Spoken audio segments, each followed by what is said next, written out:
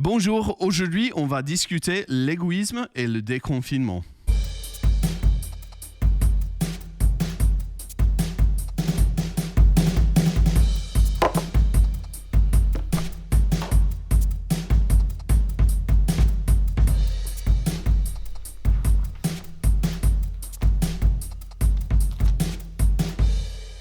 Si vous êtes nouveau à la chaîne, je veux vous encourager tout simplement de vous abonner à la chaîne, puis de liker cette vidéo et finalement de cliquer sur la clochette pour avoir toutes les notifications. Bonjour et bienvenue à La Confluence, qui est un podcast qui cherche à faciliter la convergence de la foi, la Bible et l'actualité. Et aujourd'hui, à nouveau, on a le pasteur David Rouxel pour parler justement de l'égoïsme et le déconfinement. Merci d'être là avec nous. Bonjour à tous et merci en tout cas John Paul de m'accueillir dans cette émission. C'est toujours un plaisir. Effectivement, on s'est envoyé une question, le sujet, il y a quelques jours.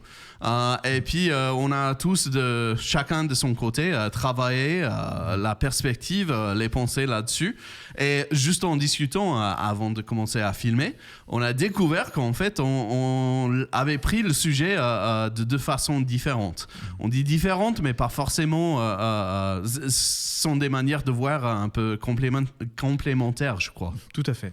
Là, comme toute la parole de Dieu, il y a beaucoup de commentaires bibliques qui peuvent être différents, mais tous complémentaires. Là, c'est pareil, parce que chaque question nous amène à voir les choses d'un point de vue différent, mais complètement complémentaire, en tout cas pour ramener les choses à Jésus-Christ. Amen. Bon, alors dis-nous, quand tu as vu le sujet, égoïsme et le déconfinement, tu as pensé à quoi ? Moi, j'ai pensé plutôt justement à l'attitude qu'on pouvait avoir par rapport à la fin de confinement, ce qui va arriver. C'est-à-dire, quelle est l'influence du confinement dans la vie du chrétien, de chaque personne. Et en pensant, réfléchissant à ce qui peut arriver, j'ai déceler trois attitudes essentielles. La première, c'est j'ai fait le confinement, j'ai vécu le confinement, c'est-à-dire que j'ai même eu le temps de prier, j'ai eu le temps de faire plein de choses, mais je ressors du confinement comme si de rien s'était passé dans ma vie. Et je pense que pas mal de chrétiens peuvent être dans ce cas-là, notamment être comme, et je pense là tout de suite à l'histoire d'Ézéchias, quand Ésaïe vient la prévenir, dit écoute, tu vas mourir bientôt. Et là, comme beaucoup de chrétiens, quand ils ont dû apprendre le confinement, à cause du virus, dire ah non Seigneur, je vais pas mourir, j'ai le sang de Jésus sur moi, j'ai fait plein de choses pour toi Seigneur. Et notre Dieu miséricordieux qui dit bon, allez, t'as encore 15 ans à vivre, c'est bon. Et surtout, ce qui se passe après, c'est que Ézéchias, merci Seigneur, vraiment, il fait une belle prière. Mais il joue le bon chrétien, il remercie le Seigneur, plein de reconnaissance et tout ça. Exactement, et puis même dans ses paroles, dans cette prière, il s'engage à certaines choses vis-à-vis de Dieu, ça ne pose pas de problème. Mais tout de suite derrière, après, comme il est tellement content de sortir vivant de cette difficulté, le roi de Babylone envoie quelqu'un pour le remercier. Et puis là, il lui fait visiter tous les locaux, le château, l'argent, le palais, je veux dire, et l'argent, tout ça. Ce qui, juste pour qu'on sache, on ne devait pas faire ça en tant que roi d'Israël à l'époque. C'est carrément orgueilleux, quoi. C'est de dire, t'as vu, non seulement je suis guéri par mon Dieu, mais en plus, je suis sous l'opulence et tout ça. Donc, ça montrait vraiment, là, on parle d'égoïsme, l'orgueil, oui. de dire, voilà, t'as vu, moi, ce qui m'arrive, c'est super bien, quoi. Mais quand il a dit ça à Ésaïe lui a dit, t'as tout montré ? Il dit, bah oui, moi, au contraire, ils ont tout vu, les trésors qu'on avait. Et là, tout de suite, la parole de Dieu vient à travers Ésaïe et qui lui dit tu auras une sentence et les gens de Babylone vont venir tout récupérer. Tout ce que tu leur as montré et notamment tes enfants ils iront chez eux. Et surtout, là, c'est typiquement, pour moi, la réponse qu'a Ézéchias, c'est une réponse de personnes égoïstes et de personnes qui pourraient sortir de ce confinement sans tenir compte de ce que Dieu a pu faire aussi pendant ce temps-là. C'est qu'il dit tout simplement à Isaïe, « La parole de l'Éternel que tu as prononcée est bonne, car ajouta-t-il, il y aura la paix et la sécurité pendant ma vie. » Oh, c'est grave. Hyper grave. Tout se passe bien pour lui, peu importe ce qui arrive à ses enfants plus tard, peu importe ce qui arrive au peuple, le temps que il va lui rester 15 ans où il va être tranquille. Et moi, je crois que voilà, il y a certains chrétiens qui vont sortir du confinement, ça n'aura rien changé. Pour eux, le principal, c'est qu'on reprend la vie comme avant et qu'ils puissent finir leur vie tranquille. Alors ça, c'est la première attitude. La deuxième attitude, c'est que pendant le confinement, il y a des chrétiens qui vont être touchés par Dieu, mais ça ne va pas complètement changer les objectifs, ça ne va pas complètement changer leur vie. Ils vont reprendre la vie avec des attitudes et des comportements différents, en tenant certainement plus compte des choses autour d'eux, mais ils n'auront pas compris qu'il y a encore beaucoup de choses à changer. Et là, je pense plutôt au cas de Jacob. Il est à Bethel, il quitte son territoire pour aller chercher chez Laban sa femme et puis travailler pour lui pour un temps. Et là, il fait une vraie rencontre avec le Dieu qui croyait qu'il n'était pas avec lui. Il sait bien qu'il y a vraiment une connexion entre le ciel et la terre. Il la voit. Oui. Je me rappelle bien cette histoire et à chaque fois que je le lis, je pense, ah ouais, ça y est, il l'a compris, tout va changer maintenant. Et puis non.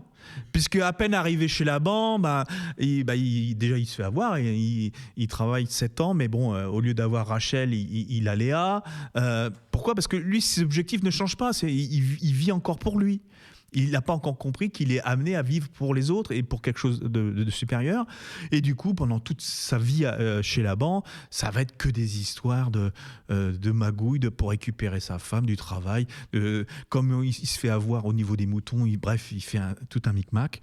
Et heureusement, en retournant en Israël, il va avoir encore une complète conversion. Mais il y a cette période-là, malgré... Et je crois que certains chrétiens peuvent être touchés pendant ce temps de confinement, mais ça ne va pas changer leur objectif. Ils vont continuer à vivre avec les mêmes directives. Ok, oui, je vois. Et ça peut poser problème pour moi parce que je crois qu'il faut aller encore plus loin, parce que ça, c'est le troisième attitude, c'est touché par le confinement, une vraie rencontre avec Dieu, change ta vie, où tu vois les choses complètement différemment.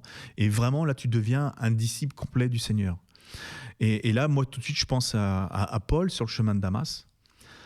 Paul, effectivement, non seulement il est touché, il a une vraie rencontre avec Jésus-Christ, mais ce qu'on ne se rend pas compte, on croit que tout de suite, oui, mais Jésus ne l'a pas dit simplement « pourquoi me pourchasses-tu » et puis c'est qu'il lui a expliqué plein de choses, puisque dans Galates, Paul dit très clairement les enseignements que j'ai reçus, je ne les ai pas reçus des hommes, mais c'est des vraies révélations directes de Jésus-Christ. C'est-à-dire que on n'a pas l'impression, mais il a quand même vécu un temps de confinement, un temps qui pour nous semble court, mais pour lui a dû durer longtemps, où Dieu, Jésus-Christ lui-même, lui a fait des révélations sur son royaume, lui a expliqué plein de choses, même dans les Écritures, et il en parle bien. Et là, ça a changé complètement sa vie. Et c'est que pendant ce temps de confinement, alors peut-être des gens vont dire « ouais, mais moi, je n'ai pas une intimité avec Dieu qui fait que ça doit changer complètement ma vie. » Non, tout le monde a une intimité avec Dieu, et changer les objectifs de notre vie, c'est complètement déjà prendre conscience que ne serait-ce que ce que nous avons vécu en tant qu'humanité par rapport à ce confinement doit vraiment nous amener à réfléchir autrement. Quand on voit que notre relation avec les autres a été complètement modifiée, obligé d'avoir des masques, pas se toucher, être enfermé chez soi, arrêter le travail, l'économie, c'est des vrais changements à tout niveau. Si ça n'a pas un impact dans nos vies complet, c'est-à-dire si on ne prend pas conscience que c'est pas que simplement un problème de virus, mais c'est aussi un problème spirituel, dommage, quoi. Oui. C'est intéressant ce que tu dis. Je veux revenir rapidement parce que j'imagine si ceux qui regardent la vidéo sont un peu comme moi, on se dit rapidement, je suis dans le troisième exemple. Je ne suis pas le premier, peut-être, mais normalement pas le deuxième, et sûrement le troisième parce que moi, David, écoute, je suis vraiment spirituel, moi. Exact. À quoi ressemble chacun de ces exemples ? On peut parler, parce que pour moi, je crois que le mot que tu as employé, c'était micmac, avec les moutons. Oui. Micmac, c'est... Voilà. 6 ans en France, et c'est la première fois que j'entends ce mot. Voilà. Je ne travaille pas avec les moutons, alors je ne peux pas m'identifier avec Jacob. Ouais. Mais pour toi, à quoi ressemble chacun de ces exemples ? Et je veux dire dans des termes concrets. et quotidien contemporain. Concrètement, je crois comme beaucoup de choses quand on les travaille, c'est que chacun de nous, on se retrouve dans ces 3 attitudes en fonction des parties de notre vie qui vont être différentes. C'est-à-dire qu'il y a des côtés, par exemple, je prends des exemples vraiment au hasard, mais pour certaines personnes, ils disent « Non, moi, la louange, je suis au top de la louange, j'ai pas besoin de quelque chose de nouveau, une nouvelle révélation, j'ai très bien compris, je chante très bien, ou bref, on peut imaginer n'importe quoi, mais donc il va pas changer et il va redevenir de la même façon, se présenter devant Dieu en essayant de louer de la même façon. Alors que non, il faut bien comprendre que cette nouvelle saison, ce temps de confinement, tout est nouveau, tout doit être changé dans notre mentalité et tout, on doit aborder tout d'une façon nouvelle. Comme il y a des choses qu'on dit « Ah ok, j'ai compris un petit peu », mais on va comprendre qu'un peu de la révélation et on ne va pas changer complètement nos objectifs. Donc effectivement, on aimerait tous être comme Paul, mais on sait très bien qu'on en est loin. Mais ça veut bien dire que finalement, dans ces 3 attitudes, voilà, il y a des parties de notre vie qui vont être à la fois comme Ézéchias, d'autres comme Jacob, d'autres comme Paul, certes, mais à nous de faire en sorte qu'il y en ait un maximum comme Paul et moins comme Ézéchias. Alors, si je t'entends bien, ce que tu es en train de dire, c'est que toute partie de notre vie doit être quelque part remise en question. Complètement. Je crois que c'est vraiment un temps bon pour ça. Alors, tout le monde va dire « Ouais, mais on ne peut pas tout changer, on ne peut pas… » Certes, mais du coup, il ne faut pas rester comme des Ézéchias. C'est-à-dire que s'il y a eu des changements, qu'est-ce que moi je peux faire ? Ézéchias, son péché, c'était de dire tout simplement et de montrer aux autres « Ah, voyez, on s'en est sortis, on est les meilleurs. » Non, on ne peut pas sortir fort et puissant d'un tel confinement, mais par contre humble. Et s'humilier. C'est-à-dire que non, je n'ai pas montré aucune richesse. Certes, j'ai été épargné, Dieu m'a fait grâce, mais rentrer dans une dimension d'humilité pour dire attends, voilà, moi je m'en suis sorti, maintenant c'est que j'ai quelque chose à faire et le faire pour le Seigneur. Mais pour partir ou sortir de cette crise avec de l'humilité, ça prend de la patience et il va falloir ralentir un petit peu dans la vie. C'est pas juste je veux me remettre à la vie aussi rapidement que possible pour récupérer ce que j'aurais pu perdre financièrement. Et il faut vraiment se poser devant le Seigneur et lui parler. Complètement. Et je crois que quand tu dis prendre du temps, toute période de formation, ça doit prendre du temps. On apprend.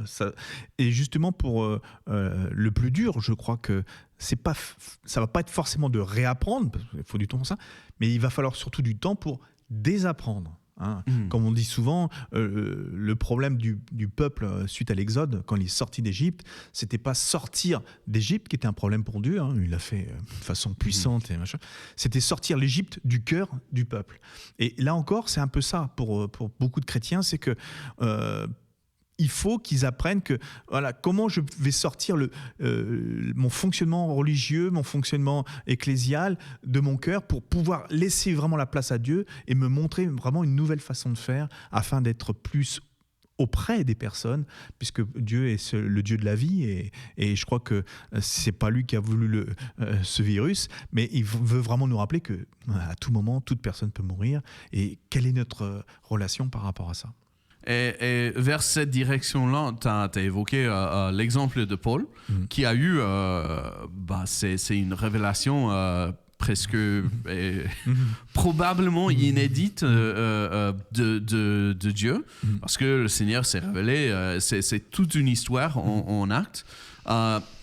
Imaginons, parce que je crois que si les autres sont un peu comme moi aussi, j'ai pas forcément vécu quelque chose de très très spirituel, mais je veux quand même entrer dans cette dimension. Je veux pas être Ézéchias ni Jacob. Je voudrais bien suivre l'exemple de Paul, mais je peux pas. Et je crois pas que tu es en train de dire que il faut produire des histoires ou des expériences spirituelles, mais dans les cas où on n'a pas forcément un ressenti très très spirituel ou très très fort suite au confinement et une expérience avec Dieu, qu'est-ce qu'on peut faire ? Paul, ce qu'il a vécu, c'est une révélation, c'est-à-dire une compréhension nouvelle de la parole de Dieu. Donc si la base, c'est la parole de Dieu, si de base, tu ne cherches pas à étudier, à travailler la Bible, Jésus-Christ, il ne va pas pouvoir te révéler vraiment ce que veut dire le texte. Et surtout, c'est ça qu'a vraiment eu Paul.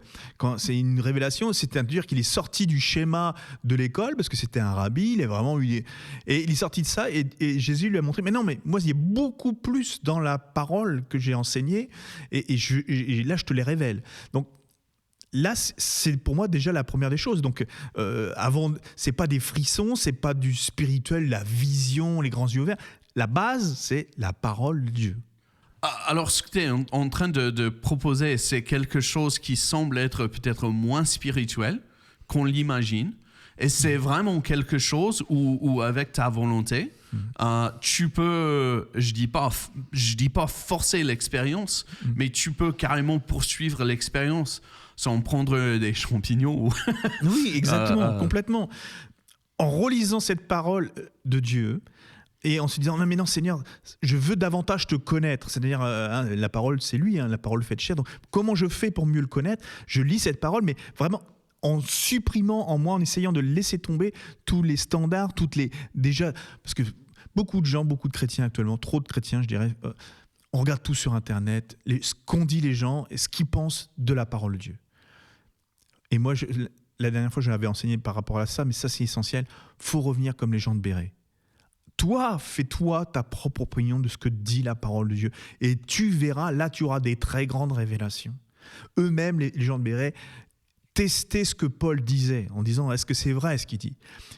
Tant que les chrétiens ne reviennent pas à ça, eh ben, ils n'auront pas des vraies révélations qui les transforment eux-mêmes. Et quand on parle de transformation de vie, c'est simplement faire en sorte que la parole de vie prenne chair en nous aussi.